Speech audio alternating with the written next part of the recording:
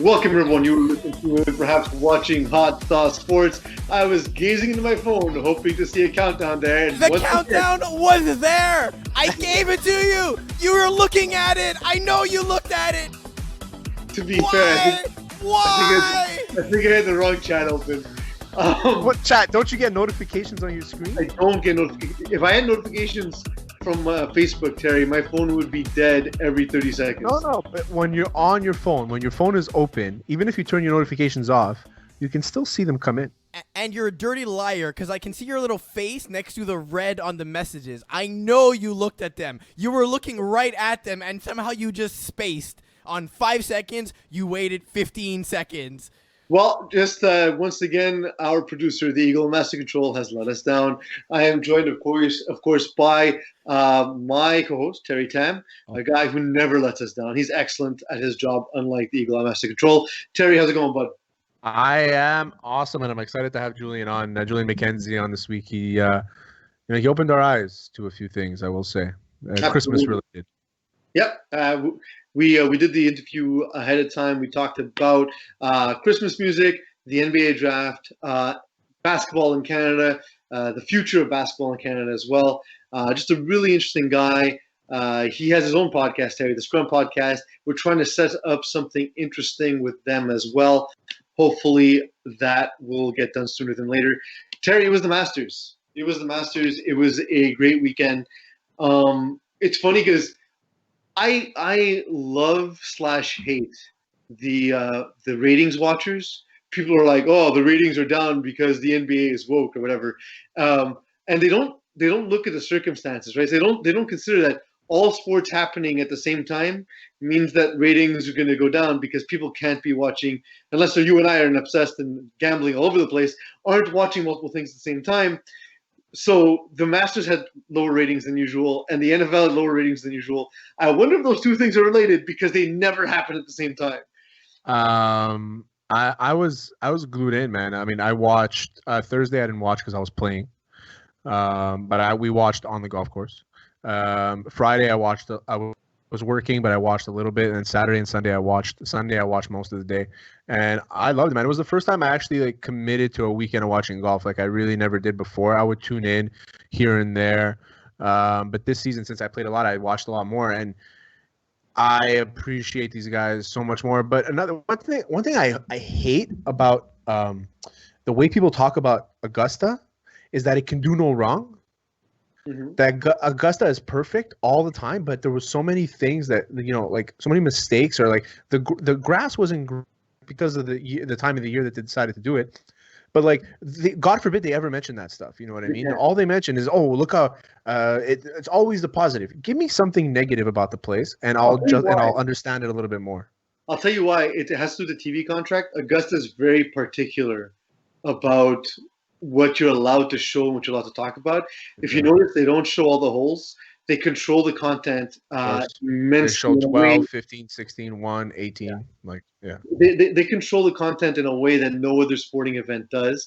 I will say they give us a very engaging, interesting product in a way that other golf tournaments aren't as engaging to non-golfers. So they do it right in a sense, but I know what you mean. They do. It's great. I will say so Terry, that, and then for those who are regulars on the show, is that I spend a lot of my time in the South and in Georgia specifically. And I will say the feeling of Georgia can do no wrong is something that definitely exists when you visit there. So it is true to its culture in a sense. But it was a really great tournament. Very happy for Dustin Johnson. He had an outcome there a couple of years ago, so it was cool to see him win it.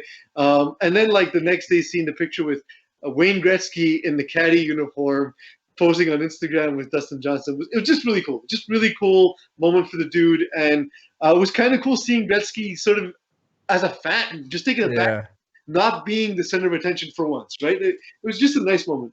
And another thing about Dustin Johnson is that he's known as the kind of the village idiot a little bit, he's very his heart rate doesn't go up. He has no emotion. He's always, oh, did that happen today? I don't know. He's just very like that, and he's a very dumb jock. And then when you saw him kind of break down after, it opened your eyes to it. But, yeah. And another thing is, I want to know where I can get one of those jumpsuits, man. Those jumpsuits are sick. I had several jokes I was going to go with, but inappropriate. So we're gonna move on. We're gonna move on. I won't make the joke that I was gonna make. Because we're running short on time, because we had such a great talk with Julian McKenzie. Let's just get right to the news.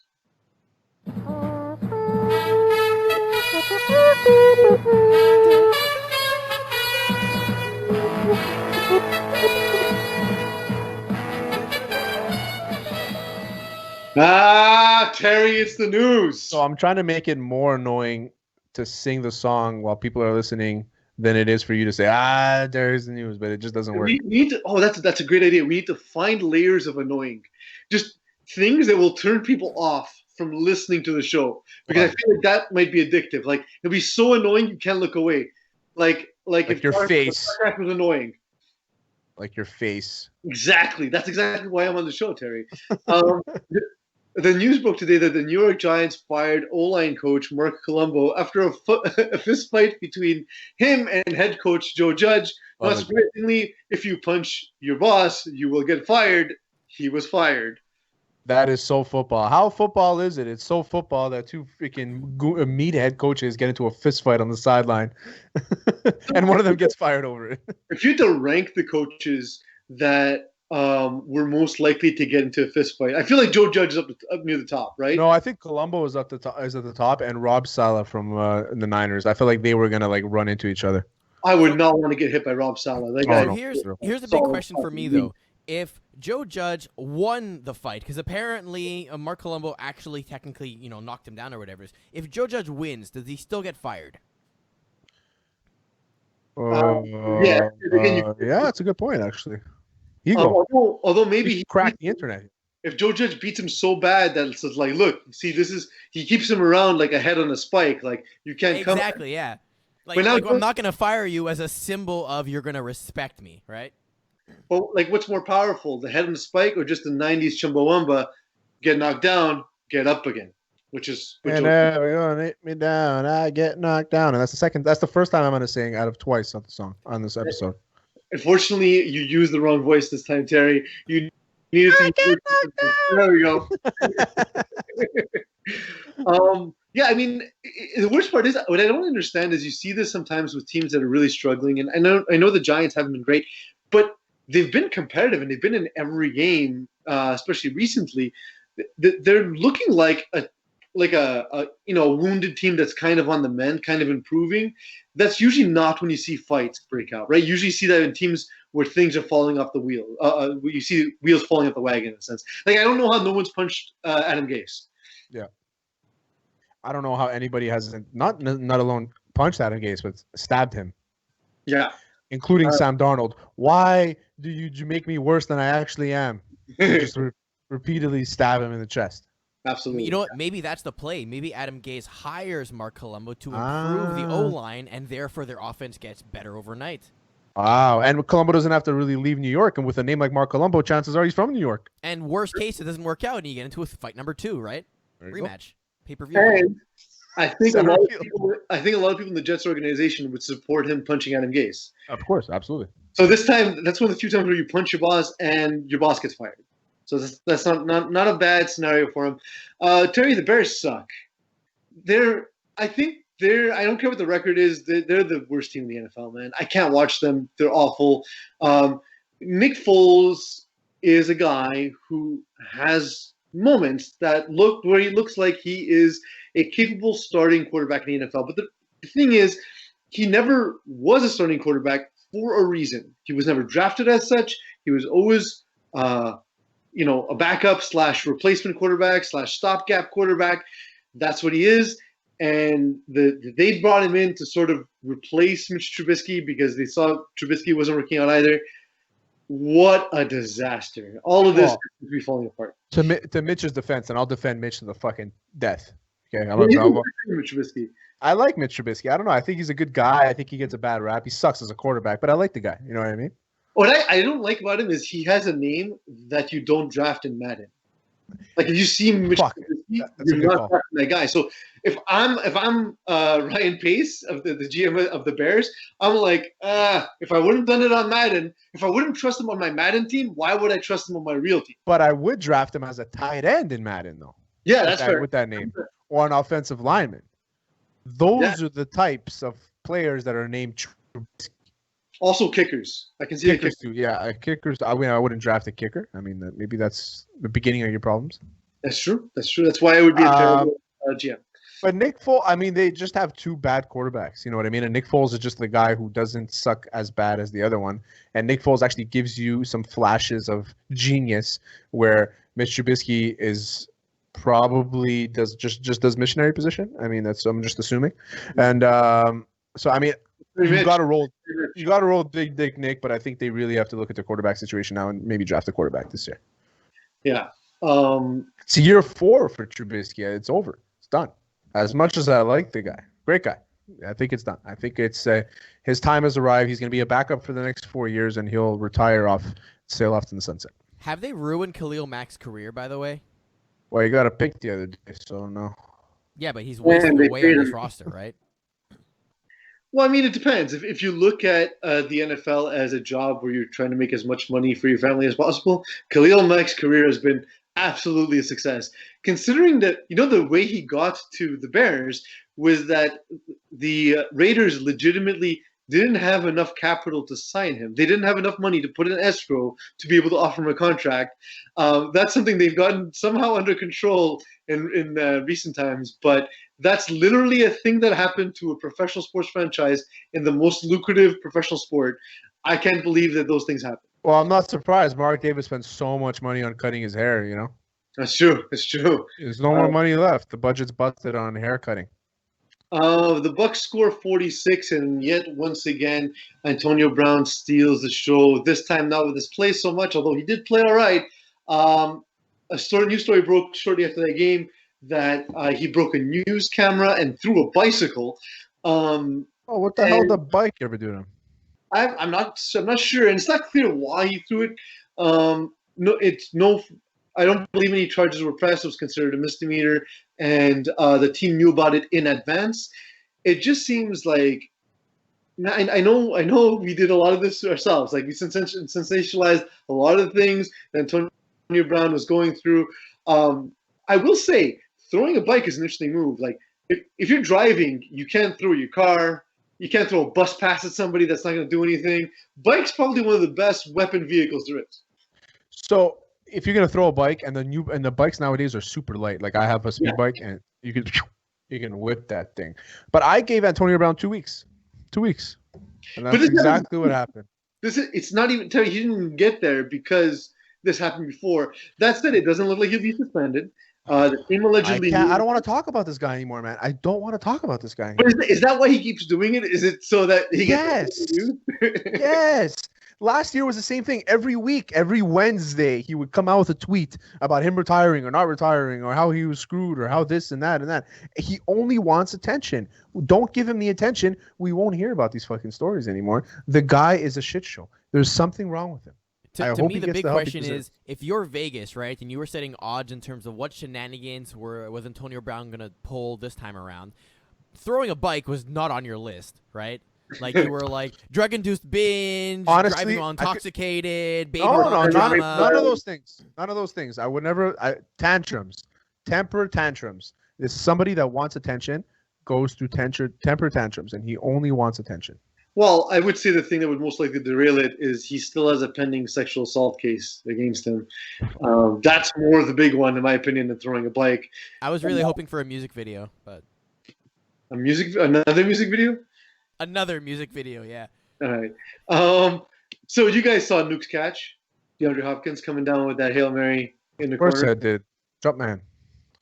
So how many Nike gloves do you think were sold that day? Eagle, can you find out if there's been an article or something about how many gloves have been sold after that? I don't think there's a number of gloves, but I think they said something about how he single-handedly improved Nike's value by $5 million with that catch or something. Air Jordan's value, because they have a separate value than Nike does. So Nike, it's the father company, but Air Jordan's stock went through the fucking roof after that. Yeah, honestly, it was something it was just a great play to watch. First of all, just seeing Kyler being able to escape. All these things about Kyler being too short, not having the arm strength. And you know what? He just made a baller play at the end of the game. And as a Dolphins fan, Terry, like seeing the Bills lose this way, I'm going to say it. I think the Dolphins are going to the playoffs, man. I think they might win that division. I can't believe I'm actually saying this and not being facetious. Well, it's not the Jets, that we know. The Patriots are going to go 500, maybe? But the Patriots have just beat the Ravens. The Patriots have done well in specific situations. I just don't think if Cam needs to get rolling. If Cam gets rolling, you can forget about your Dolphins winning the division. But it doesn't look like it's happening anytime soon. Now the Dolphins have a good chance of winning. I'm not taking anything away from them. It's just another. Will they do well in the playoffs? They might be able to squeeze in a game here. I have a quarterback for 10 years now. This is the first time I can say this. Six years. Give me 10. So I'll give you 10. If they're not winning this year, I'm good with it. For the first time ever, I'm good with that. I'm good with that, Terry. I'm good with that. He's gonna a 10-year quarterback, yes, but he will only have played 6 full seasons. We'll see. We'll see. You can't guarantee injuries, right? Like we learned. That's true. The NBA trade window is open and the draft is this evening. We will talk about the draft later, but for now we'll get into some of the stuff that's happened. Terry, as the show has happened, more trades have happened. Crazy. So we'll get to that immediately. The first one was after Danny Green got traded. After Danny Green got traded to the Thunder then traded him for Al Horford, but Al Horford was coupled with a first and second round pick in exchange for Danny Green. They're literally selling off the contract of Al Horford in exchange for Danny Green because Danny Green expires at the end of next year. So it gives them cap space to go for one of the whales that should be available in that free agent class. One of them, of course, being your favorite player, Giannis Antetokounmpo. So that's what that represents to me. So that's a big one that had happened. I was thinking about this. Daryl Morey, he's not the only guy to look at analytics. He's not the most talented general manager. The one thing I will give him credit for is he's a guy who always goes for it. They had the chance to go get Russell Westbrook, go for it. They have a chance to play this style where they're all small and they shoot a bunch of three-pointers. Whatever, let's go for it. Let's try it. Let's try it out. Not willing to be satisfied with the results. He's going to get to Philadelphia and he's going to see the sort of skill sets of Joel Embiid and Ben Simmons that don't quite mesh together. How do you think he reacts to that? How do you think who reacts to that? Daryl Morey? Daryl Morey, as the new GM of the Sixers. Reacts to what? To having Ben Simmons and Joel Embiid. Oh, okay. I was trying. Okay, yeah. So I think he's going to realize that this thing doesn't work. Mm-hmm. I think he's going to realize that, like we've been saying it for a long time, is that I have a guy who can't shoot and I have another guy who needs to stay under the rim. Where am I getting my shots from? How are we going to be able to build this team? We have 2 great players, 2 amazing assets that aren't working well together. We need to get rid of one of them, and I think Joel Embiid's going to be the guy. I think Joel Embiid's going to go to a team. He's going to go to a contender and do well because Joel Embiid is a world-class player. Obviously, Simmons is not the shooter that James Harden is, but when you see Ben Simmons play, he's very good at driving and kicking. And Daryl Morey and I can see his face. I can't think of the last coach of the Rockets. The Rockets? Anyway. Mike D'Antoni? Mike D'Antoni. Sorry. The thing they did with James Harden, the thing that they helped develop in his game is that driving kick. They surrounded him with so many three-point shooters, and now you have that, but playing at almost 7 feet tall on a super thick frame, a guy who can legitimately do damage at the rim. The problem is that him and Embiid just clutter that space, right? So I tend to agree with you. I think they're going to look for a shooting big man, or just based on Morey's history, just maybe move away from having that traditional big man in the first place. Yeah, exactly. We talk about James Harden. One of the rumors is James Harden rumored in a trade to the Nets. The Nets, of course, want to do it in a way where they'd be able to get KD, Harden, and Kyrie Irving. I actually think, and I wrote an article about this on hostelesports.ca, I actually think that they have the trade capital to do it if the Rockets really are trying to rebuild and just move away from what their team has been for the last few years. They have the trade equity to do it. They can trade a piece like DeAndre Jordan. If they want to go away from small ball and go back to big ball, that's the opportunity. Love big balls. Yes, big balls indeed. And what happens is you get Harden, who's a ball dominant player, but low key you get Kyrie Irving, who used to play with ball dominant LeBron, and KD, who used to play with Russell Westbrook. I think this is something that can actually work, even though a lot of people are not going to see it. They're going to see three guys with personalities that, they might not see how it all comes together. But I actually see from a basketball perspective, I think this can come together. I think that the right pieces in place will be able. You need the thing is Houston's a good market, right? It's a big market. They should be able to rebuild. And Harden, they're all going to offer him $50 million, and he's refusing it. Then, we don't want you anymore. That's it. If we're offering you this money and you don't want to sign with us, we're not going to do anything for you anymore because we literally made you the highest paid player in the league when you're not the best player in the league, right? I mean, market determines your value. But yeah, I mean, I don't think he's the best player in the league. He's the best shooter in the league. Probably the two best offensive players in the league.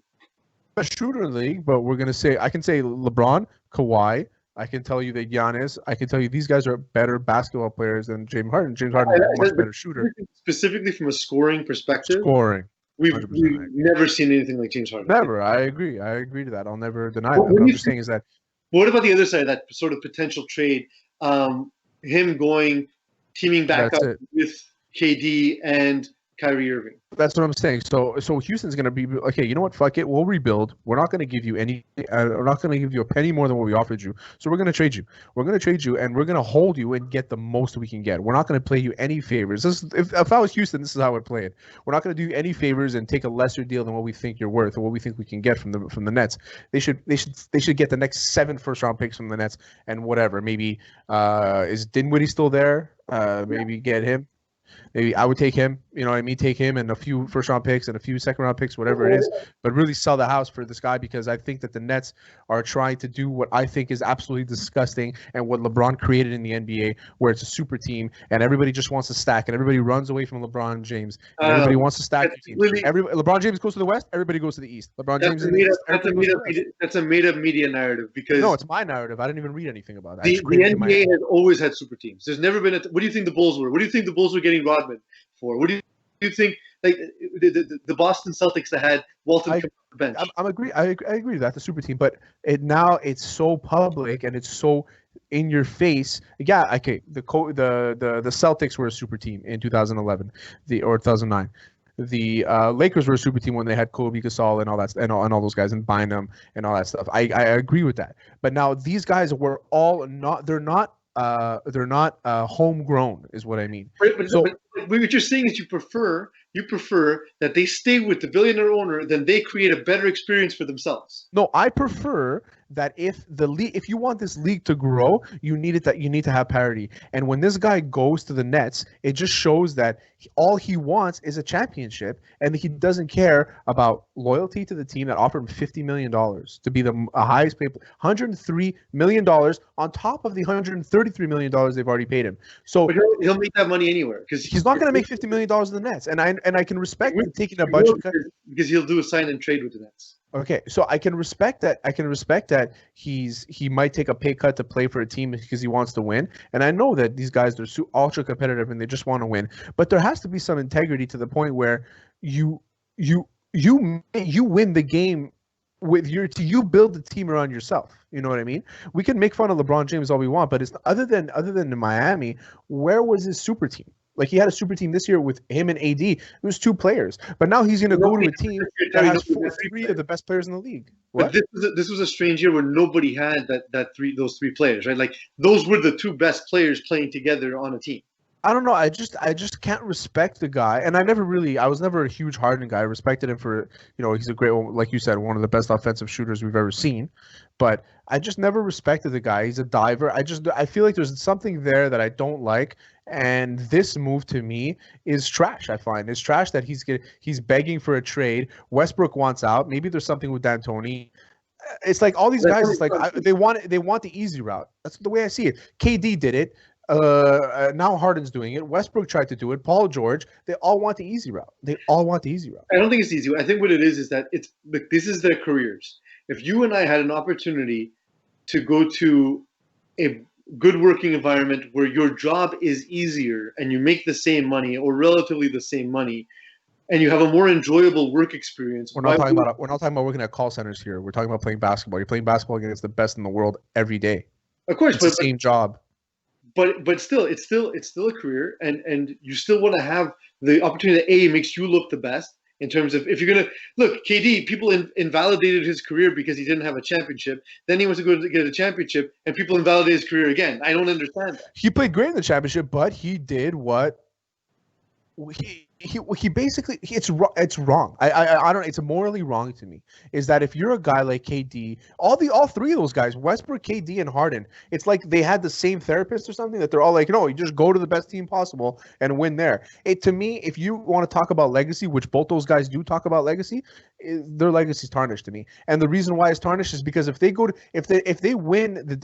out in the East, okay, and they win. The reason why they're going to the East now is because they see that Miami Heat was there and they had no stars. If he joined the Heat, I'd be like, different story, because the Heat were missing something. The Nets are fine. You know what I mean? And it's kind of, you have to look out for yourself, and I get that, but it ruins the league. Nobody's going to cheer for the Phoenix Suns when they're playing against let's say they're playing against the Nets. Nobody's going to cheer for the Nets. Nobody's going to cheer for the Heat. Nobody's going to cheer for these teams because we have 10 guys in this league that basically decide who's going where. And it's players. It's not managers. It's not owners. It's not players. Why should it be managers? Why should it be owners? Why shouldn't people be in charge of their own careers? But that's the bad part about basketball. You see basketball very different than I do. You're an NBA guy. I'm not. Okay. Mm-hmm. I see it as there's 3 teams in the league and everybody else can go fuck themselves. And it's going to be that every single year. Where if we look at it in hockey, I don't know who's going to win the Stanley Cup at the beginning of the year. Because there's something in place that tells me that I'm going to watch a good game every fucking night. Every night I'm watching a good game. Every night every Sunday morning I watch the EPL, and I know I'm going to watch a good game. With basketball, I don't know if I'm going to watch a good game. And why the hell would I tune in to the first 3 quarters when I could just watch the 4th quarter? And that's what it's looking at right now. James Harden is going to join KD and Kyrie in Brooklyn, and they're just going to walk through everybody, okay, because they're stacked. They're an all-star team already, and fuck everybody else. And that's basically what it is. Well, but the thing is that you're also looking at it sort of in the micro, whereas for me, I look at it and say, man, those 4 years of finals of Cavs versus Warriors were great. Those championship series between the Spurs and the Heat were great. You know what I mean? So, like, yes, year to year, I can get what you're saying, but when you look back upon it, I actually don't think it tarnishes sort of the history of the league. It actually, in sort of a strange way, sort of adds to the legacy, because you have these great series that you remember, and these series last 3, 4, 5 years at a time, you know. But anyway, we'll move on to the. Yeah, I agree. I can agree to that. Chris Paul moves to the Suns. I actually think this is a great move. They traded Kelly Oubre, Ricky Rubio, Ty Jerome, and Jalen Lecque. I like the move. I think Chris Paul fits perfectly. It's a really young team. So what they've done is create a team where you still have DeAndre Ayton on his rookie contract. Booker signed for slightly under the max.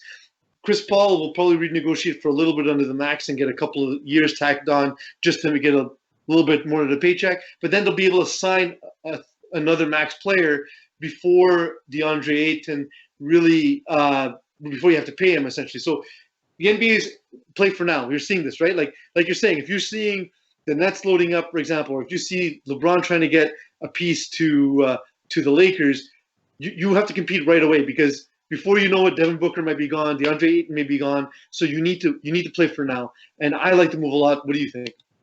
We spoke about it in our group chat, and I think it's a great move for the Suns. I think that they needed a guy like that, like a leader. Look what he did with Oklahoma City. They didn't really have anybody, and they made a run. You know, they brought Houston to Game 7. So I like the move, and I love Chris Paul. I've always been a fan. 1 year older, doesn't change anything. He's still general out there. He's going to be able to command everything. Devin Booker, what's going to happen with that is that now is it Devin? Is it Devin Booker? It is Devin Booker. Okay. He's going to be able to. He's going to be able to like loosen up a bit. He's not going to have all the pressure on him, and I think that's going to be great for Devin Booker. We're going to see Devin Booker thrive in this situation where he's a world class player. World class. I agree. So I was going to talk about two moves that the Bucks made, but one just changed, and I will get to that in a second. But for now, let's talk about the first move they made on Monday. They acquired Drew Holiday for Eric Bledsoe, George Hill, and some picks. It's clear to me that they're just trying to show Giannis, look, it didn't work out. This is what we're going to try and do. We're going to try and give you other options, other talent to see if we can make that work. They're just trying to do what they can to sign Giannis long term by showing a commitment to like, hey, we're going to try and put a winner together. But when I see it, Terry, I don't really see a remarkable difference between Eric Bledsoe and Drew Holiday. Like they're both quality second-tier point guards. And that's pretty much what it is. I mean, Drew Holiday. I mean, Drew Holiday's got a name, and he played really well last year. So I mean, we look at Drew Holiday a little differently than we do Eric Bledsoe, only because Eric Bledsoe was sorry. He also he had the opportunity to take all the shots. That's it. Only because Eric Bledsoe. That's it. Only because Eric Bledsoe was kind of under Giannis's shadow. Mm-hmm. That's the only thing. Eric Bledsoe's a great player. So is Drew Holiday. I'm a big fan of Drew Holiday. I think it's a good move. Now, the only thing with Giannis is that I don't know how he can take that because he's a big, loyal family guy. My brothers and that. So you took 3 of his guys away from him. And him and George Hill were very close. And he took 3 of those guys away from him to bring in a guy he doesn't really know that well. I don't know how that's going to measure, but I do know that Drew Holiday is a great player, and they're going to be in the mix somehow. There's no way they make that trade without running it by Giannis. That's what I'm saying. Is did they run it by him? I mean, I hope they did. And if they didn't, I think that he would have been like, fuck this shit, I'm out too. So it looked like Bogdan Bogdanovic was involved in a sign-and trade that would send him from the Sacramento Kings for Dante DiVincenzo, Ursan Ilyasova, and DJ Wilson. But what just broke now, Terry, just as we're doing the show, is Bogdan Bogdanovic is not going to sign a sign-and-trade. So that trade is not going to happen. He's instead going to try to see what he can get through restricted market. So, I mean, he'll have a lot of suitors, that's for sure. I mean, if quality players like that, he'll get paid more than he would have if he got a sign and trade. The thing is, he's a restricted free agent. So okay. I don't really understand what the benefit is for Bogdanovic because with the sign and trade, he gets paid quicker. He gets to his big contract a year earlier, and but he might want his money now. Arbitration, he might be able to get a lot more through arbitration. I don't know. I don't know how the CBA works when it comes to that kind of thing. So he basically needs to work with the Kings to either orchestrate another trade. It could be he just didn't want to go to Milwaukee. I don't know. It's strange. I mean, who wants to go to Milwaukee? Like, really wants to go to Milwaukee? Maybe everyone lives in Chicago if you play in Milwaukee. Yeah, exactly. Maybe he just doesn't like Chicago. Maybe he owes money to someone there or something. The last quick one I want to get to before we go to our interview with Julian McKenzie of TSN 690 Montreal Gazette from his own podcast, which he does so many jobs. We'll talk about that with him as well. But I want to talk about this one trade that happened. Schrader went to the Lakers, and the talk has been that their big target is DeMar DeRozan. They don't have the salary capital to make it happen because, Terry, as you know, you need to match salaries in the NBA to make trades. So one of the ideas, for example, is a sign-and-trade with Kyle Kuzma, and I think Dennis Schrader might be one of those pieces who's on a move during the season or at the deadline to bring in someone like DeMar DeRozan to get LA their big 3. So you think that Schrader was brought in to trade for DeMar DeRozan? It has that kind of. You know what? I didn't think about it that way, but that's actually pretty smart. I mean, DeMar DeRozan, it would be a nice piece for them to have. You know what I mean? I mean, I'm a big DeRozan guy. I thought he was good in Toronto, and I think that he just kind of got lost in the media shuffle that is the Western Conference in San Antonio. And I think we look past how good he actually is, and we've seen him firsthand here in Canada how good he is. And as much as I like Schrader, I think he's a fucking phenomenal player, quick, good shooter. I think DeRozan brings a different value to the Lakers, and I would rather, if I was a Lakers fan, I'd rather a guy like DeRozan. Yeah, and LeBron always wants to play with other stars, right? So I think DeRozan kind of fits that a bit better. Also, for now, DeRozan's a lot better now. Maybe Schrader's a little bit better for the future. The Lakers don't care about the future. They're about the same age. I think they're 29 and Schrader's 27. No way. Schrader's a lot younger than that. Schrader's 27. He's been in the league for a while. Eagle, if you can get DeRozan's age, I'd appreciate that. And Schroeder. The DeRozan is 31. 31. How Okay. old is Schroeder? Schroeder. Getting there. Because I know you don't know him. Paul Schroeder is 74. nope, that Nope. is Schroeder. Fuck, they're the same. I thought he was older. I thought Paul Schroeder died. I don't even know who Paul Schroeder is. But you definitely did not think he was alive. No, I didn't think he was alive. While Eagle digs that up, the one thing I was going to say is I like DeRozan because he fits that He's transition. 27. 27. 27. So 4-year difference. Yeah, which is more than I thought. I thought DeRozan was a touch younger. But so DeRozan's very good in transition on both sides of the ball, which fits the Lakers really well. But in the half-court sets, which you need a lot in the playoffs, he tends to work in the same parts of the court that LeBron does. But I said the same thing about Rajon Rondo, and I was very wrong because Rajon Rondo really Solid Rondo did, yeah. in the championship. And I think that's the benefit of playing with someone as skilled as LeBron is. He just brings the best out in you. So I definitely would like to see a better version of DeRozan than we even saw in Toronto. Absolutely. But we'll talk about Toronto and other Canadian cities and how they relate to the NBA with Julian McKenzie. He joins us next. This show is brought to you by Mike's BBQ Rub, home of the best rubs in town, and La Sauce barbecue sauce. Peace. Just like Rubbercraft, I can't resist a good rub down, and Mike's barbecue sauce is the best rub down in town. So visit Mike's BBQ Rub, MTL.com, and use Hot Sauce 10 promo code for 10% off on all individual bottles. That's Hot Sauce 10 for 10% off. And don't forget to rub your meat peas. Welcome back, everyone. We're joined by Julian McKenzie. Julian joins us from a billion places, of course, notably CTV Montreal. He also does his own podcast. It's the Scrum Podcast. He's with TSN 690 as well. Yahoo Canada Sports, Montreal Gazette. Essentially, anytime you turn on a screen, you should see Julian McKenzie. If not, you're simply not trying. Julian, I'm sure I missed some of the stuff. Eagle, feel free during the interview to remind us of other things Julian does. Dude, when do you sleep?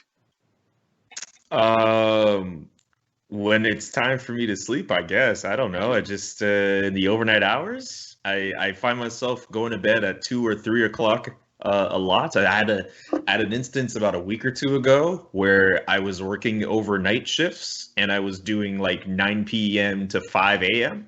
So my sleep schedule can vary on any given day, literally. So yeah, I sleep when it's time for me to sleep, and I try to sleep in as much as I can. So sometimes I'll have days where like you're not going to see me out of my room until like 2, 3 o'clock in the afternoon. So it varies. That's fair. That's fair. Before I let Terry dive in with the hard-hitting questions, I think there's only one place, given that the NBA trading window is open, that tonight is the beginning of the NBA draft. There's only one place we can start at, and it's with a recent tweet of yours that I saw. You mentioned that you believe it's way too early for Christmas music. I completely agree. I think it's absolute nonsense. But just the fact that it wasn't even Halloween this year, and I'm walking through stores and I see like Christmas trees out, I was losing my mind. I can't, like, did we forget? I understand like American Thanksgiving is not a thing here. It's something I've always celebrated. I have family and friends, in the U.S., but it just feels like it spaces it out better. Is this just a Canadian problem? I'd like to think this is going to be a world thing. You know what? I won't say it's a problem. I will say that because of some of the different difficulties a lot of people have endured in 2020 because of the coronavirus pandemic, I think a lot of people are using this as an excuse to put out their lights and blast Mariah Carey, All I Want for Christmas Is You. It's Great just song. For me, like, as much as I love Christmas, I don't believe in getting all into that on like November 12th. And what's funny is there was one guy who tweeted at me who said that Christmas music should be played from November 12th all the way to near midnight entering Christmas. So you mean to tell me that for about a whole month before Christmas, you want to be festive for Christmas, but at Christmas, as soon as it's done, then you don't want to be Christmas. And people do that too. Like as soon as Christmas is over, Boxing Day and all that, everyone's all like, Christmas is over, get rid of all the stuff, get all selling stuff. No. So You are out here trying to advocate for Christmas to be a whole year thing, and then when Christmas comes around, you don't care for it anymore. Because I'm big on Christmas being a 2-week thing. Like in a non-pandemic world, my Christmas is spending time with my family, visiting other family members, and enjoying 2 weeks off. I know in the last few years I've had to work because mainly my way of generating income is filling in for people. But that's also part of the fun too. I find for myself. Like I mean, sometimes I get a little restless just being on break for too long. So I don't mind necessarily going into work on days just a little after Christmas. So to hear people be all like, oh well, it's like December 28th, Christmas is over. I'm like, really? You're the same people who want to play Christmas music like the whole year round? I have a friend who like sends me 6 weeks, right? Like they started, they peaked too early. It's like getting drunk at 9 p.m. Like you did it too quick. The thing is, my playbook is as follows: is starting December 1st. You know, that's when you can put up your decorations. You can start streaming Christmas movies. Christmas Eve, you gotta do Die Hard. And I only take down the Christmas lights when it's plus 15 because I'm not going back outside unless I have to in wintertime. So why November? April, that's when I'm taking my lights off. Why did that guy say November 12th specifically? Why that date? I don't know why November 12th. I don't know why November 12th. I think it was more just to highlight the fact that, you know, once it gets to mid-November and you're starting to get closer and closer to Christmas, I guess that's when you can start to be festive and jolly and holly and all and holy and all that. I don't know.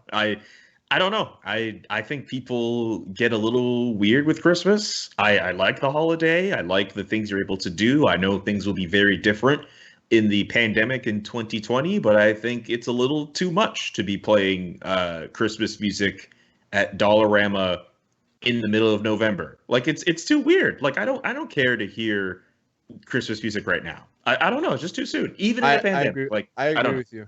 I agree with you. I think American Thanksgiving is the cutoff. I think that's the earliest you can start. But December 1st is like the date. And then after, like you said, Julian, people forget about Christmas immediately after. I'm not a huge Christmas guy. I enjoy being with my family and stuff like that.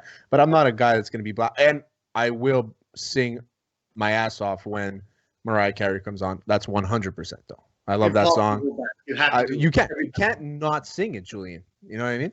And so I'm the type of guy like you. Are you gonna sing it right now? I mean, if you want me to.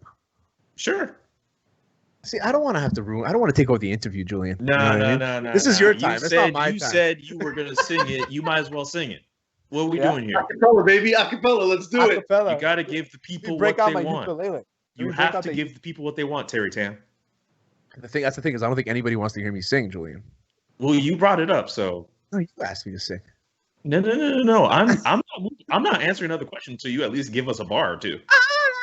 For Christmas is you. How bad, huh? You didn't have to sing it as Mariah Carey to be fair. Well, because I don't know how else to sing other songs. Yeah, I can only sing songs with the way the musician sings it. I'm not a singer. Oh, I thought you can do the opposite. I thought you were going to say that you can only sing it with the Mariah Carey voice. So if you're singing Barry White, you still go sing with Mariah Carey. Like Mariah Carey has to be in the room with him. Yeah, exactly. Anything you sing, anything at all, Phil Collins, it's going to be Mariah Carey, no matter what. My brother put up his Christmas stuff, and I don't want to be his brother anymore. Fair, makes sense. Julian, who's going to be the first pick in the NBA draft tonight? Man, it's kind of tough. I think it'll be LaMelo Ball, and I think LeVar Ball will be very happy. He seems to be the guy. He seems to have been this. It seemed destined for quite some time that he'd be the number one guy for the Minnesota Timberwolves. I know some people have looked at guys like James Wiseman as well. I don't know if Anthony Edwards is going to be that guy anymore, considering what's been coming out from him recently with the story that came out on ESPN a few days ago, which is really interesting that a lot of people are harping on the fact that he said that he doesn't really watch basketball when he's not really playing. I actually just watched a segment on ESPN where they discussed it. I think like Vince Carter, Matt Barnes, and Kendrick Perkins were all talking about it. And Vince Carter pointed out that a lot of younger players now, once they're done playing basketball, they just go play video games or play Netflix. There's a whole generation of guys who are coming up, and it's not necessarily that they don't like the sport. They're not necessarily going to invest so much of their time away from the court watching basketball. They're going to do other things. They're probably going to check social media like you and I do, you know? That being said, the best players in the world, like LeBron James and Kevin Durant, like every waking moment, they find a way to incorporate basketball in their life. So if you want to be great, it's proven that you kind of have to over-obsess over the job that you love doing. When in this case, it's basketball. So to answer your question, I would think LaMelo Ball would be the number one guy. I think there are obviously a few interesting players that will probably go second or third. I'm not an NBA draft expert. I'm more interested in the Kareem Mane story, the guy from Vanny College who's looking to get drafted. He may go undrafted at the end of the night, but who knows? I'm more just kind of focusing on that story. I got to talk to him about like a month or two ago. He seems like a good kid. And I think it's LaMelo Ball will go number one, but I'm more interested in some of the other storylines that are starting to poke out from the NBA. I messaged Kareem a few days ago so he can come on and, empty. We haven't got any answers back. We're waiting till after the draft, hopefully. He might be kind of busy right now. I was like, good luck, buddy. We support you in Montreal, that stuff. I played football at Vanier. Like, I pulled at his heartstrings a bit. Let's see what happens. So you don't think he's going to get drafted, or you said if he might get left off the board. If he doesn't I don't think he'll get drafted. I think I want him to get drafted. That's more just like a thing to kind of fuel the story, just because when I interviewed him for CP, just hearing his story about how, he got into the sport a little, not necessarily like late in his development, but maybe, you see a lot of kids who are in the game now, they play at a certain young age. And the fact that he would essentially create basketball history if he gets taken, because you hear so many stories of these kids from Canada. They come up, they play for some prep school. You have a whole bunch of them playing in the NCAA now, whether for 1 year, 2 years, or 3 years, or whatever, and then they make it to the league. But if Kareem gets drafted out of CJEP, imagine if you're a U Sports school or even a CJEP. If you're a coach of one of those programs right now, you are jumping for joy at Kareem Mane being taken, because so many of these kids think that it's just the U.S. college route or nothing that will see them into the league. But as the talent pool starts to get better in Canada, U Sports and Canadian university institutions have a huge role to play in the development of Canadian players. And they could always point to a guy like Kareem Mane getting taken to entice a player to stay, so they could carry on their dream of playing in the league, because there are a lot of kids now who obviously still see the U.S. as a viable way of getting themselves drafted or getting themselves noticed by U.S. scouts. And Kareem Mane is proving that it's not necessarily the case. You can stay home and you can get looked at. This is a guy who his team was saying that almost half the league was looking at him at one point. They were trying to reach out to him for different interviews and stuff. So I think for Kareem, I don't know if he'll get drafted. I'd like to see him get drafted for the story of it. I've spoken to a few people about it. They think that there's a chance he might not get drafted, and there is a chance that might always happen. But you could always end up like a Luguentz Dort and not get drafted, but get immediately signed by a team, show your worth, and you end up being a solid NBA player. So I think for Kareem Mane, especially in these circumstances where I don't think there's really been any opportunity for him to do any workouts for teams. The conditions have been so different for NBA prospects as opposed to any other set of prospects in the history of this league, considering we're in a pandemic.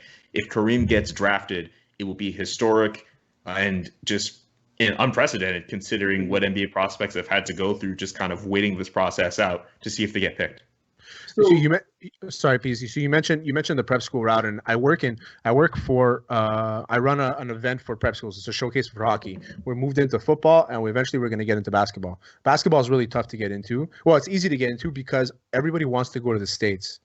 All the kids want to get a prep school in the States. So it's what, other than Kareem, what has Quebec done to really pump basketball here in Quebec? I mean, we have so many. I think like Montreal is probably the mecca of basketball in Canada when it comes to talent. Let's say Montreal. Well, at least Quebec. I feel like Quebec has so many talented players that we hear about, and then really nothing ever falls, and nothing ever happens after. And I feel like it's kind of that, where it's like they're always leaving, and every player is always going to the States. And yeah, obviously it's a good route to go to the States. If you go to Berkshire Prep, you'll probably get, and you play basketball there, and you're top five. you're going to get a D1 offer if you're good enough. You know what I mean? Obviously. And you'll get a D1 offer. It might not be to Alabama. It might not be to UConn or whatever, but you're going to get a D1 offer. And that's the thing, is that Kareem might revolutionize basketball in Quebec, or at least in Montreal, because of his talent. And it's an interesting point that you mentioned that. And I think that, to your point, Kareem he can be a mega star just on that fact. Just on the fact that he might change the way we look at where he was raised. And Lou Gensdorf tweeted out today, in support of him and things like that. And I think that goes a long way too, where Lou Gensdorf and his profile everywhere, it's Montreal North, So I think that if these players embrace where they're from and Montreal, how good basketball is in Montreal, I think it can go a long way. And we're going to see a lot of guys follow Kareem's path. But to add to your point, the players themselves can embrace Montreal as much as they want. They can embrace Quebec as much as they want. It's for people like me and even people like yourselves, people who have the microphones, people who have access to do stories and work for different outlets. They also have to embrace those. And even people who click on these stories as well and say that they want this type of content from this place and this type of content from another place, who also have to embrace these stories as well and embrace these people as well. Because, you'll hear it from so many people in the city that Montreal is a Montreal Canadiens town. Not even necessarily a hockey city, but a Montreal Canadiens town. But I'm still of the mindset that as more millennials come about, and Gen Zers and Gen Alphas or whatever, as the younger generations start to be more of the dominant force in the city, that's going to change. And not to say that hockey is going to completely die out. We're just going to see a situation where more and more people are going to care about more and more sports, but also they're going to be kind of divvied around in different directions in terms of where they get their sources, which is a whole other story. But that's all to say, like, when a guy like Kareem Mane gets drafted, like, that should be seen as like a big deal. That shouldn't, like, if you, like, I would imagine that should be seen as like a big deal for the city. Like, that's something that, like, like, not a lot of NBA players. I mean, how many NBA players from Montreal have come up? Like, Samuel D'Alembert, Joel Anthony. He's won 2 rings. He won 2 NBA championships with LeBron James. How many people know that? Lou Gensdorf held James Harden in a series, and if it wasn't for a Game 7, where look at it, Lou Gens had like 30 points in Game 7. 30 points, this close to beating James Harden in a series. And if it wasn't for guys like Mo Khan, if it wasn't for guys like Pete Yiannopoulos, Dwight Walton in this city is a guy who's played for Team Canada. I mean, obviously he played for Dawson and all that, but this is a guy who played for our national country at basketball. Has played against some of the best players in the world. I think the world of this guy. I see this guy at a barbershop, I embarrass him like crazy and say, do you know who this guy is? And he's just like, dude, I don't need this praise. But these are guys that, like, we need to big up in this city, guys in the past and guys in the future who are coming up as well. We need to big up. We need to show that, it's not just a small handful of people in the city who care about basketball. So all that to say, like, we need people here to give more of a damn about basketball. So that way their stories, guys like Kareem Mane, guys like Lou Gensdorf, don't just get buried in favor of talk about Jordan Wheel not still playing on the power play, which I'm sure you guys have a question about later on in this podcast. No, we don't really Maybe care not about Jordan that. Wheel specifically, but like Habstock. You get what I mean? Yeah, for sure. Habs are always involved. Like when we mentioned, and I don't mind. I cover the Habs. I'm just saying. Of course, yeah, of course. You have to in the city, right? It's what it is. It's like you're going to Dallas. You're not covering the Cowboys. It's the same thing. And going up here, Montreal's, of course, we're seeing to hockey what the Yankees are to baseball, right? That's what the Montreal Canadiens have always been to hockey, despite this most recent downturn for the past decade or so. But the thing is that it's always been a city that, growing up, like, I grew up as a huge Expos fan, and it broke my heart to see the team leave. But as I grew up, and after that point, it seemed as though more and more people I met were like, yeah, I love baseball, love football, love basketball. And it is, the way that Montreal is sort of like a multicultural city, it also seems to be a multi-sport city. Do you think we're going to see other pro franchises return? I know the rumor is, of course, the Expos, but do you see us ever being able to, let's say, hold down an NBA franchise in the future? I mean, I still think it's possible. I just don't know how soon it'll be, and it also depends on which owners step up and do it, right? Like I remember talking to my friend, my co-host Tristan Damore from the Scrum podcast. We both kind of agree that if an NBA franchise were to come here, it would probably work out, but you need like the Molson group to pretty much bring them in, because if they're likely going to be playing at the Bell Center, if an NBA franchise comes in here. And we've seen the few times that the Toronto Raptors came in here, people showed out, and they would, people would show up to games. When the University of Duke, when they had Zion Williamson and RJ Barrett, they showed up to Place Bell.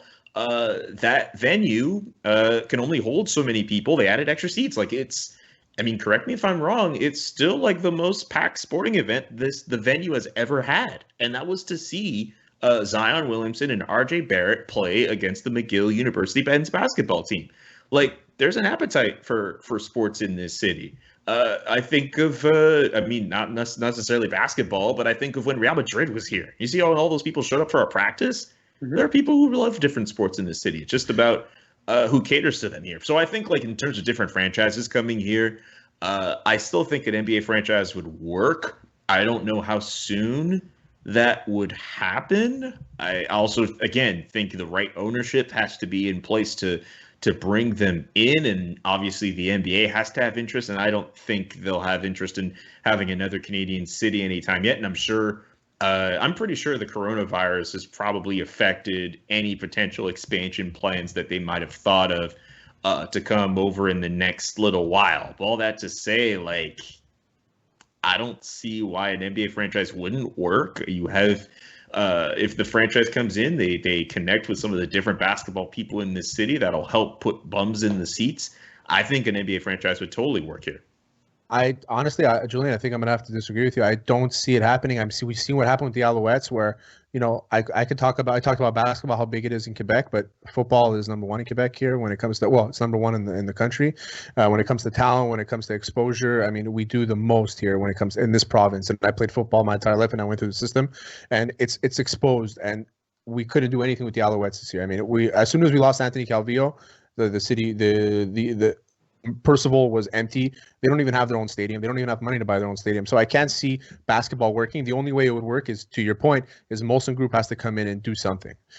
And I think that obviously if it's an NBA team, they're not going to be starving. I think we're going to be able to bring in some talent. But another thing is taxes. We're not going to be able to drag in as much talent as we want to. Toronto has a tough time doing it already, and they're established. So I mean, it's more of what can we do? They wouldn't have gotten Kawhi if it wasn't through a trade, right? So there's not much talent that's coming to Canada to play basketball, and that's the only part that I'm seeing it. And Mokan years ago told us that there was this document that he would talk about, this 10-page document like it was his Bible, and he said that this document laid out a plan to get Montreal a basketball team, and I just don't see it. I don't know anything about business or anything regarding this, but I just don't see it happening. I know how one-sided our city is, and it's always towards the Habs, and then a secondary team is the Impact, and even at that, they're struggling a bit this year as well because of COVID. But in general, it's hard for them to bring in talent too.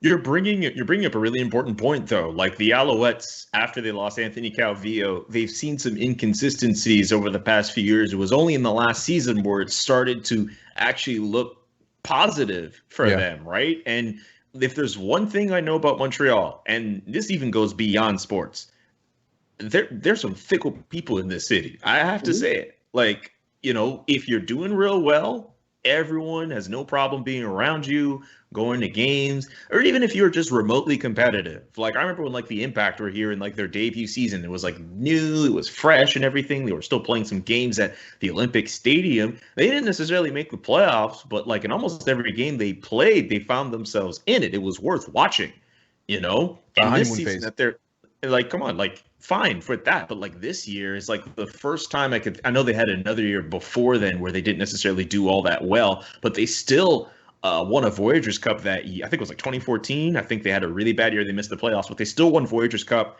And that led to the Dream Championship, CONCACAF Championship run for next year, But this year's the first time, even with Thierry Henry, where I think they tried to really have him be the star and kind of draw people in. But of course, with COVID coming in, no one's able to be in the seats to take advantage of that. But this team was just too inconsistent. And for one thing, with Montreal fans, they're big on teams that are not really a winner, And I know with the Montreal and even with the Montreal Canadiens, it hasn't fully happened yet. But before the shutdown happened, like there were games where fewer and fewer fans were showing up in the stands. Like I think I think with teams here, just with fans, like I think fans are just super fickle here. So it's sorry to diss up the Montreal fans here, but I think they can be very particular with winning teams, and I think when it comes to teams like the Alouettes and the Impact that are, again, not on the same level as an NHL, those are also two leagues that are not in the big four, right? Yeah, A lot of people like to show out for some of the bigger, more upscale things. And that's another reason why the NBA would work. The NBA is a very popular league. It's in the big four. It's something that, you're going to see a lot of like influencers show up at games, right? Like it's going to be a cool thing. It's going to be a cool thing to show up at an NBA game as opposed to, and it's not to say going to an Impact game ain't cool or an Alouettes game ain't cool. The NBA is much different than the CFL and even Major League Soccer. I'll never disagree with you on that. That's for sure. Montreal is an event city, right? We pride ourselves on festivals and all these things. And you're right. Like the expectation is, hey, we're a city. We have 4 million people. You have no excuse to not put money into your franchise. That's why the real reason behind the Expos disappearing was they got tired of seeing one of the richest ownership groups in sports not invest in the team. And well, then why do we invest? Like why should we spend our money if you're not willing to spend yours? Julian McKenzie, of course, joining us, as I said, from a billion different places. We'll run down the list at the end. But one thing I want to talk about right now is your podcast, the Scrum podcast that you host with Tristan D'Amour. The first thing I want to mention about your podcast before you tell us sort of why you decided to join the epically crowded atmosphere that is sports podcasts.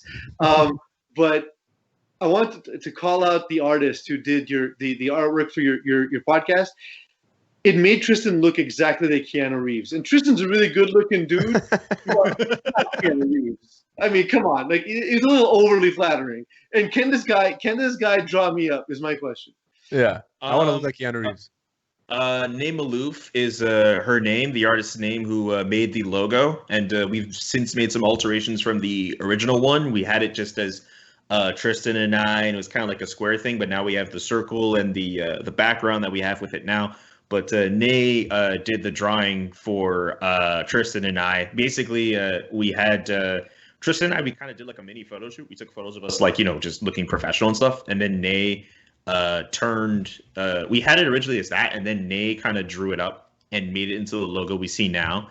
And it looks amazing. And Nay has done a great job with that logo. I've asked her to do so many other logos. I don't know if there's a way you guys can plug her at or anything like that. Yeah, because absolutely. she's really good. She's really good at doing that stuff. So if you guys want podcast logos and stuff, she's your person. As for Tristan being Keanu Reeves,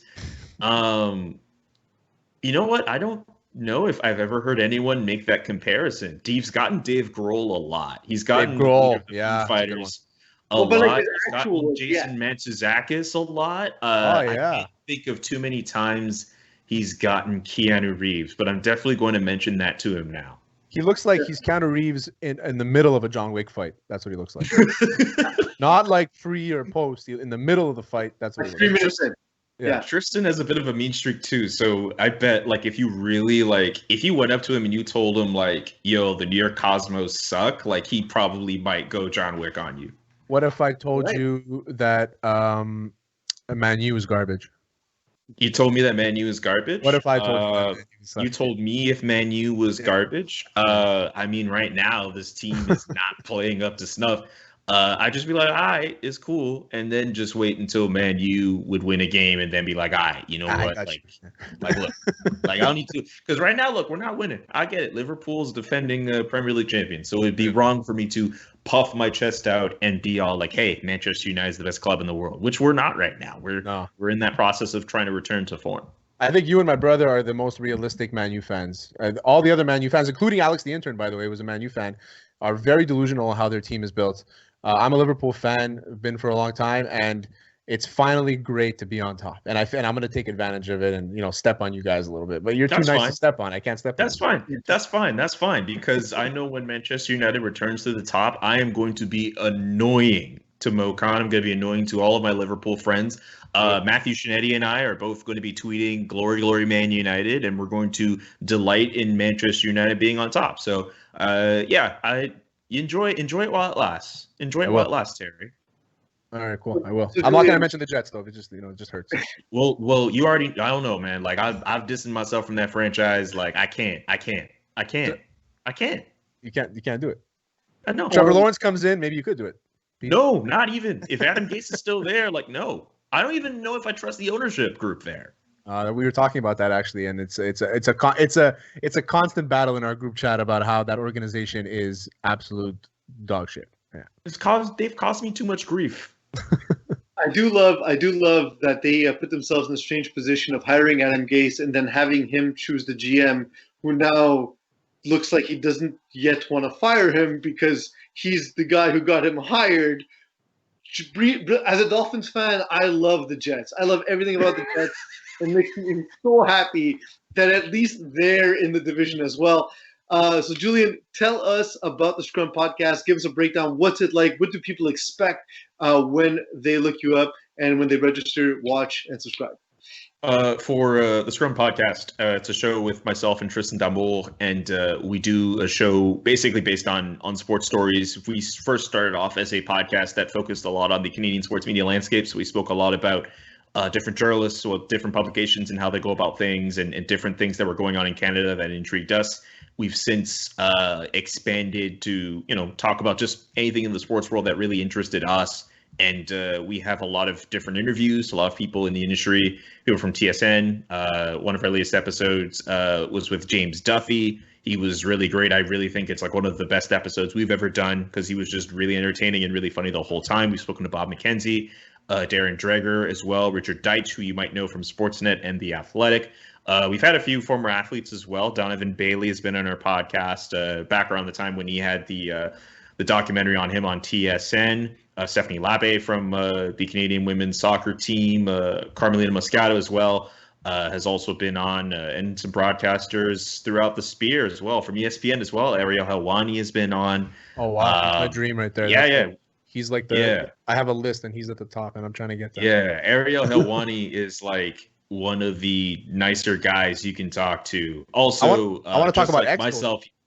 Yeah, of course. Just like myself, he's also a Syracuse alum. So I feel a little bit of pride looking at a Montrealer and a Syracuse alum. So I feel some pride looking at him. We've had a lot of different people on the show, and just being for good conversation, good interviews. You get some laughs, some jokes here and there. But at different points, we're not afraid to, get out of sports and kind of talk about what's really going on in the world. Like I've gone in on Black Lives Matter and talking about what happened with George Floyd earlier in the year and stuff, and kind of putting the NHL's feet to the fire on how they view that sort of thing as well. I think it's really important to discuss these things, and I think our podcast provides a great platform to bring those things to light. And we've had different guests like Shireen Ahmed, who I think the world of, who have also been able to bring these truths to power. So it's a podcast where you learn about different sports stories. We try to talk to some of the biggest and brightest names in the business while also talking to athletes or former athletes of the moment who are able to kind of share their stories about how they feel on certain issues as well. So it's a really interesting podcast. I think you'll enjoy it, and subscribe to us wherever you listen to podcasts. Absolutely. And that's truly the beauty and the freedom of working on a podcast. Terry and I have dealt with social matters, and we don't have to worry about sort of what programming directors and so on think about such issues. So it's definitely freeing, and I'm glad to see you guys are enjoying it as well. Of course, if you're looking for Julian, you can find him on Twitter at JKA McKenzie. He, of course, can be seen on CTV Montreal, TSN 690. He's done some work with Montreal Gazette as well, but definitely do go find the podcast, the Scrum Podcast. You will not be sorry. Thank you, Julian, for joining us today. Hey, thanks so much for having me, guys. This was fun. This show is brought to you by Mike's BBQ Rub, home of the best rubs in town and La Sal's barbecue sauce, peas. Absolutely. They will get you satisfied in 12 seconds or less, just like Rick Pitino at that restaurant. So visit Mike's BBQ Rub, MTL.com, and use Hot Sauce 10 promo code for 10% off on all individual bottles. That's Hot Sauce 10 for 10% off. And peas, don't forget to rub your meats. Okay, it's time for rapid fire. Let's go. Petty like a cat. Jacksonville Jaguar fans are voting for Yannick, I'm going to butcher this name, Ngakwe, into the Pro Bowl to ensure that it will cost the Vikings a higher compensatory pick. And apparently they're recruiting everyone else for Packers, Lions, and Bears fans to try and make sure this happens. This is genius. Mm-hmm. Genius. I mean, I don't know what else they have to do over there in Florida. Florida, man. The Florida man has changed now. Yeah. Smart. Florida man is smart. As soon as I read the story, the first thing I did was go and cast my ballot and vote for Yannick Ngakoue, just because I love the hustle. I love how petty this is. I love how nonsense it is. It is great. And then, like, with Jacksonville's luck, the Vikings will probably just draft a player who's better than anything they've ever had in, like, the 6th round. Yeah, exactly. Next, big baller balderdash. LeVar Ball warns his sons about, quote, hoes, and about how they will never find love in the NBA. Thoughts? So how many NBA players have met their wives and stayed with them throughout their career? While they met them, if they met them during their career. Players that have currently slept with an IG model with Atlanta. As long as they're not in the Suns, Terry. The Suns, not Atlanta, yeah. Look, Dwayne Wade and Gabrielle Union are a famous NBA couple. Yeah, but they kind of met at the end of his career where he was more mature. I guess. So LeBron James, high school sweetheart. Kobe met his girlfriend early. Charles Barkley and his wife. Michael Jordan, he was the one who screwed up his marriage. It was his wife. Vanessa Bryant dealt with Kobe's cheating. It's very rarely been the quote-unquote hoes. It's usually been, historically in the NBA, it's usually been basketball player sees what he wants, takes what he wants, and marriage over. And pays the consequences. Peas, you got to think about it. All the players you've mentioned didn't grow up in the Instagram era. That's true. Very good point. The Instagram era is very. If Instagram didn't exist, would you be a model? Ask yourself that question. Next. I was just going to say, the only thing is, look, it's not a great look considering his son's about to get drafted. Really the wrong time to be talking about women that way. That said, look, this is their reality. Yes, they definitely need coaching up, but give them a chance. Give love a chance. That's all I'm saying. Give love a chance. Next, Diversity Day. Brett Peterson is to become the first black assistant general manager in the NHL as he joins the Florida Panthers. Meanwhile, the Marlins make history and make Kim the first. You'll figure it out. The first female MLB general manager. Peas, would you like some googie googie? So Kim Ng, I wrote an article about her. She's from The Office. Do you not know that reference? Yeah. Yeah. Okay. There we go. Sorry about that. I wasn't thinking. So Kim Ng getting the general manager position for Miami is great because she's been in the MLB since like 1998 as an assistant GM. So she's interviewed for a bunch of positions, never got it. Finally getting her crack. I don't think there's anybody that's more deserving or more. I never heard of Brent Peterson, but I can't say anything negative about him either. I don't know. But I can say that Kim Ng by far deserved this opportunity. And if I knew who she was, it means that she had an impact of some sort, and she is a legitimate person because I know nothing about baseball. Look, the Marlins sort of had to make an interesting move here because they fired Michael Hill. Michael Hill is a very well-known executive in Major League Baseball circles. He did a great job with that team in a market that's very difficult. And Mike Hill was one of only 2 black general managers. So I love seeing the progressive hire of Kim Ng. And to your point, Terry, she's immensely qualified. One of the things I got instantly angry about as I was going through the internet was seeing so many people questioning what her credentials were. And like, first of all, they're as long as your arm. Also, just a quick search before you can write your fucking tweet. Yeah. That would help you. You can look it up. Just the way I do. But the other thing is you never get that question for the white male executive. You only get that question. Why don't you question? Well, we got it for Steve Nash, a little bit. Yeah, but even then, I guess because basketball is more of a. I mean, as a coach, he's not really an executive. So yeah, I can see your point. but just in general, we never question sort of like, Theo Epstein's a bad example because he's obviously great, but no one says like, whoa, why did Theo Epstein get his first shot with the Red Sox? Like, before Brian Cashman was known as the Yankees GM, amongst people not in baseball circles, no one questioned why is Brian Cashman getting this job. It should be the same thing for Kim Ng. I'm incredibly proud to see her get that job. And low key, Florida Marlins hiring a black assistant GM. The Miami Dolphins, known for having a very black front office, and now seeing Kim Ng at the Marlins. Some interesting things happening in Miami. Moving pick. The NBA draft starts today. Timberwolves have first overall pick. Who are they taking? They have to take LaMelo. I think that city needs something, and LaMelo is going to bring them a spark. The kid's 6'7" and can shoot from anywhere, man. The guy's up and have you seen how big he's gotten? Like wide, how strong he's gotten? He's not the lanky kid we saw shooting shots from center court like 5 years ago. The guy's a fucking stud, man.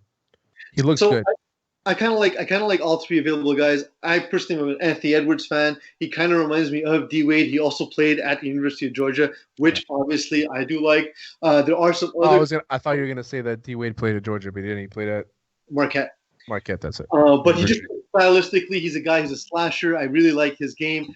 And also like looking at James Wiseman, adding another 7-footer to Karl-Anthony Towns, who plays very different from Karl-Anthony Towns. He's a guy who's developing a shot. If they can sort of take what other teams are doing, but with everyone at 7 feet, that would be awesome. If they can build a real life monsters, that would be kick ass. So, I don't think there's necessarily a bad pick. I don't think there's any of them that are necessarily great. I don't know if we have a legendary player sort of in this draft, but either way, if you can get someone who can help you for 5, 6, 7 to 10 years, go get it. And I think all three of these guys fit that category. Next, prepartum depression. Former safety Jamal Adams was recently on the All Things Covered podcast and described suffering from a depression during his time with the Jets. Does anyone feel bad for him here? Because I do. So I will say I'm gonna start with this one, Terry, if you don't mind. Just a couple things. We don't know if he actually suffered depression, though what he did describe on the podcast did sound a lot like clinical depression. But we are not professionals. We don't know if he's got diagnosed, and depression is a very serious thing. That said, I was trying to think of like the illnesses that the playing for the Jets can cause. I think seasonal affective disorder, because when the season's coming, my God, are you going to feel like shit if you're still in the Jets? Also, blindness from ripping your eyes out of your phone. The fans suffer that one for sure. Yes. And the final topic for tonight, sweet baby Jesus. The Pope recently liked this picture. I saw this. This is classic. So for some context, this is a Instagram model from Brazil named Natalia Gariboto. And Pope Francis is the one, if I scroll down here, is the Francis CUS. That's the actual Pope. The Pope is a little thirsty up there in his Vatican throne. Okay, but is it the actual Pope? Because, like, it's example. the actual Pope. It's the I know it's the account actual of this Pope, but does he use the account? Does it matter? Maybe it's a disgruntled employee that's like, I'm just gonna go like a bunch of IG models' pictures. Or maybe he was logged into the wrong account when he did it, type of thing, like the social media manager. I mean, still, I would. Yeah, exactly. So, I wouldn't. It's not my thing. You know what? I'm gonna say I've never felt so close She's not to God. I've never wanted to be religious so much. I never felt like I had anything in common with people like priests or archbishops or any of this, or the Pope, especially the Pope. I finally have something in common with the Pope. I may finally go back to church if this is what church is all about, Terry. Take me to church. And there we go, boys. That's the last one for this week. There we go. That was awesome. I loved our interview with Julian McKenzie. He was great. For that interview, for our, if you want to come see our show on a weekly basis, remember to subscribe. Do subscribe. Come support us, review us, tell us all the shitty things we do. We don't care. We just want your engagement. Terry, you've been awesome. Eagle, you've been mediocre. I've been Peas, and you've been listening to Hot Sauce Sports. And we're done. It's really weird. Really weird though. All right, boys. Good stuff. Eagle, put it in the drive. We're not actually done. We're still recording. Like it's like we haven't done 88 of these. Is this number 88? Oh yeah, Peas. There's something with Christmas for the name of the show.